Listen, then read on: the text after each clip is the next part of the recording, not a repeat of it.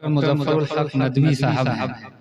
अल्हम्दुलिल्लाह इन्होंने मदरसे में पूरी तालीम हासिल की, नदवे से फारिग हुए, फिर उसके बाद ये डॉक्टर भी बने। तो ये आप लोगों के लिए नमूना भी है। मौलाना बहुत कीमती नसीहत कर रहे थे और ये बजाते खुद एक नमूना है, नसीहत है कि आप लोग भी ये ना समझिएगा कि हाफिज बन रहे हैं और हाफिज बन करके सिर्फ हमको इमामत करना है या मदरसे में 10-12 हज़ार कमाना है, ऐसा नहीं है। दुनिया के अंदर बहुत सारे रास्ते हैं तरक्की करने के लिए। अगर आपका मकसद होगा कि दुनिया भी कमाना है, दीन भी कमाना है, तो दोनों आप कमा सकते हैं। दोनों रास्ते खुले हुए हैं। जैसे ये मदरसे में भी मुकम्मल तालीम हासिल की, उसके बाद इन्होंने अपना दूसरा रास्ता इंतखाब किया और मुकम्मल बाज़ाब्ता ये डॉक्टर बने और अल्हम्दुलिल्लाह सरकारी जॉब भी ये कर रहे हैं, ऊपरी हॉस्पिटल में नौकरी भी है।